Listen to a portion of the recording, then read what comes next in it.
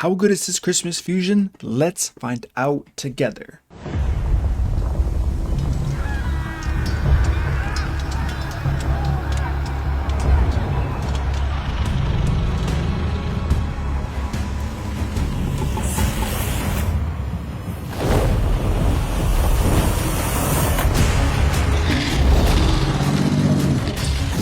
Insects, you dare trespass into my domain. Prepare to fight.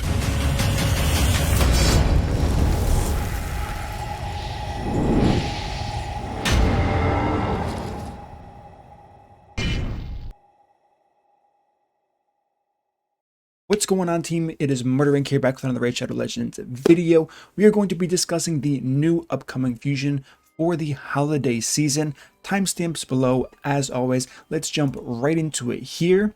We have this cool looking champion. Not really sure how he fits into high elves. He's like a hybrid between Cardiel, Sausage Frog, also known as Vergoomkar, as well as, hard stretch Leorius, just because he's a lion. This guy looks a lot better than Leorius, but this is what we're going to have. I'm interested to see what his in-game model looks like. I kind of have an idea, but let's get into it. So, looks cool. Plarium knows what they're doing as far as looks. Defense-based champion, Spirit Affinity. It's nice finally not having a Magic Affinity champion. High Elves, legendary, of course. What does he do? Thankfully, Ron posted here because I was not as attentive that day, and I did not post the skills for my lovely Discord friends. So we have an A1 ability has an 80% chance of placing a 50% decreased accuracy debuff for 1 turn. For 2 turns, not 1 turn, I lied. Okay, this is good. A lot of people were really speculating that he's going to be crazy for the Hydra clan boss. We will see if that's going to be the case. Decreased accuracy is strong. However, on an A1 like this, maybe not. We will see. You would probably need counterattack to get full use out of this. We don't know how many books he's going to take, and I'm going to get over books in a second because I think that's going to be a quite upsetting part of what I'm going to explain to you guys. A2 Wings of Shelter places block debuff and a 60% increased defense on all allies for 2 turns. Sepulchre Sentinel buffed, Spirit Affinity version. This is really good. No complaints here. Cooldown 5 unbooked. So already we probably are going to have 2 books in the A2, if that's it. So 2 books on the A2 should be the only ones, because usually if it applies damage, they add more books. This is simply applying buffs here. So it's probably going to be 2 books for this, getting it down to a 3-turn cooldown. I would hope. If it's a 4-turn cooldown, it's not looking too good on this. So fingers crossed here. I don't know what I was doing there. Okay, so we have an A3 here. Attacks all enemies. Places perfect veil buff on all allies except this champion for 2 turns. Also places a shield buff on this champion for 2 turns, equal to 20% of the damage inflicted. Now, this is really cool, except for the part where it says except this champion. So if you don't know already, perfect veil is a good counter to the Head of Torment, preventing those fears from happening. And okay, so cool, he attacks all enemies. Nice, places perfect veil, but why not on him? So now he can get true feared.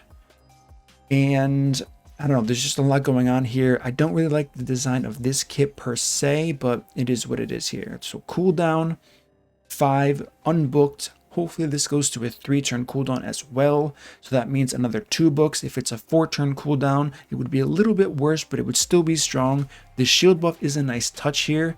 So I guess this is my main point about this champion. If he's going to get feared and true feared, he's only really getting 1 turn with that shield, because he's not going to be able to do anything in the meantime. And I know you can say murder doesn't make any sense. He's still going to be protected. But my point is, he's not going to be able to apply block debuff, increase defense. You don't want to be missing turns when you have such an important cooldown like his A2 here. So I see really conflicting synergy here with how he could be useful, just because it says all allies except this champion for 2 turns. So based on a 2-turn duration, if this was a 3-turn cooldown, that would be awesome. So I'm going to assume we have 2 books here on top of additional books because it attacks all enemies. And one thing Plarium likes to do on skills that attacks all enemies, they like to add damage multipliers to the ability. There's no percentage chance of any of this landing, which is the good news, so that kind of reduces books here. So what am I trying to say by this? He could potentially hit very, very hard. So 2 books on the A2, I'm predicting 2 to 5 books on the A3. You really don't know with this, since it is like a fusion. They tend to go higher in the books here.